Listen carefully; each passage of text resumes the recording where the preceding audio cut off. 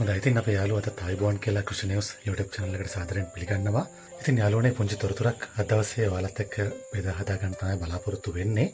පහුගිය දවස්වල ගෙවත්තේ වගා කරන්න තක්කාලි බීජ සොයා ගැනීමේ අපහසුාවක් තිබුණා. ඉතින් ඒක නිසා ඒකට පුංචි උපක්‍රමයක් පාවිච්චි කළා. ඒ උපක්‍රමය මේ වෙනකොට සාර්ථක වෙලා තියෙනවා. ඉතින් මේක අලුත්ම ක්‍රමයක් නෙවෙයි.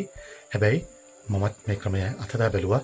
මේ ක්‍රමය සාර්ථකයි. ඉතින් මේ තොරතුරු ඔයාලට පෙන්වන්න හිතුණා. ඉතින් තක්කාලි පැල ලබා ගන්න මම තක්කාලි ගෙඩියකම බීජ පාවිච්චි කළා. අපි දන්නවා හයිබ්‍රිඩ් නොවන වර්ගයකින් බීජ ලබා ගත්තොත් අපිට ඒ වර්ගයේම පැල ලබා ගැනීමේ හැකියාව තියෙනවා.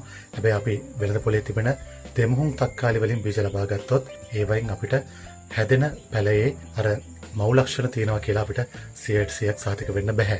මොකද වෙනස්කම් එක තමයි දෙමුහුම් පරම්පරාවකින් ඊළඟ පරම්පරාවට යනකොට ඒ පැල හැදීම සිද්ධ වෙන්නේ. ඉතින් ඔයාලා තක්කාලි පැල හදා ගන්න හිතනවා නම් වෙළඳ පොලෙන් ලබා ගන්න තක්කාලි ගෙඩියකින් ඒ බීජ පැල කරලා පැල ලබා ගන්න හිතනවා නම් ඔයාලා වෙළඳ පොලේ තියෙන දෙමුහුම් තක්කාලි වර්ග හයිබ්‍රිඩ් තක්කාලි වර්ග වලින් බීජ ලබා ගන්නේ නැතුව දේශීය වර්ග වලින් අපේ ගමේ හැදෙන දේශීය වර්ග වලින් බීජ ලබාගෙන ඒවා පැල කළොත් අපිට ගොඩක් දුරට ඒක සාර්ථක කරගන්න පුළුවන්.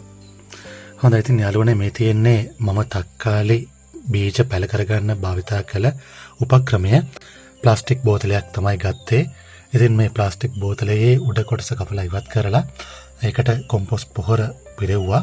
ඊට පස්සේ වෙළඳ පොලෙන් ගත්ත ගොරක තක්කාලි තමයි මම මේකට පාවිච්චි කළේ.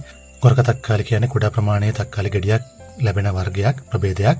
විශේෂයෙන්ම කියන්න ඕන වෙළඳ පොලේ තිබෙන ගොඩක් විශාල ගෙඩි තිබෙන වර්ග දෙමුහුම් වර්ග හයිබ්‍රිඩ් වර්ග.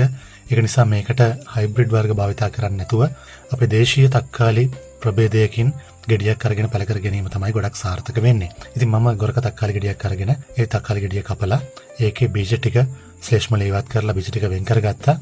ඒ බීජ ටික තමයි මේ බෝතලේ තවන් කළේ. මේ බෝතලයට දැම්මේ.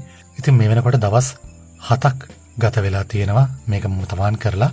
ඉතින් මේ වෙනකොට පැල වෙලා තියෙනවා. ඉතින් මේ පැල අපිට පුළුවන් තව දින කිහිපයකින් පොලිතින් බෑග් වල එහෙම නැත්නම් වගාමළු වල එහෙම නැත්නම් බිම උනත් සිටවා ගැනීම සිද්ධ කරන්න. ඒක නිසා ඉතින් විශේෂම කියන්න ඕන අපි මේ ගෙවත්ත කරනකොට වෙළඳ පොලෙන්ම බීජ මිලදී ගන්න අවශ්‍ය නැහැ. අපේ අවට පරිසරයේ තියෙන අපේ ගෙවත්තේ තියෙන බීජ වර්ග අපිට භාවිතා කරන්න පුළුවන් ගෙවත්ත හදා ගන්න. මේ ක්‍රමය ගොඩක් සරල ක්‍රමයක්. ඇතරම මේ වැඩේ කරන්න විනාඩි 10ක් 15ක්වත් යන්නේ නැහැ. ඉතින් ගොඩක් සරල විදියට අපිට මේ විදියට සරල උපක්‍රම භාවිතා කරලා අපේ ගෙවත්තට අවශ්‍ය වෙන පැල ලබා ගන්නට අපිට හැකියාව තියෙනවා. ඉතින් යාළුවනේ ඔන්න අද දවසේ ගෙවත්තේ මම තක්කාලි පැල ලබා ගන්න භාවිතා කළ පුංචි උපක්‍රමයක් ඔයාලට පෙන්නුවා. ඉතින් විශ්වාස කරනවා ඔයාලත් මේ වෙනකොට ගෙවතු වගාව ආරම්භ කරලා කරගෙන යනවා ඇති කියලා. ඉතින් අලුත් තොරතුරු ඉදිරියේදී තවත් බෙදා හදා ගන්න බලාපොරොත්තු වෙනවා. අද දවසේත් අපිත් එක්ක එකතු වුණාට ගොඩක් ස්තුතියි.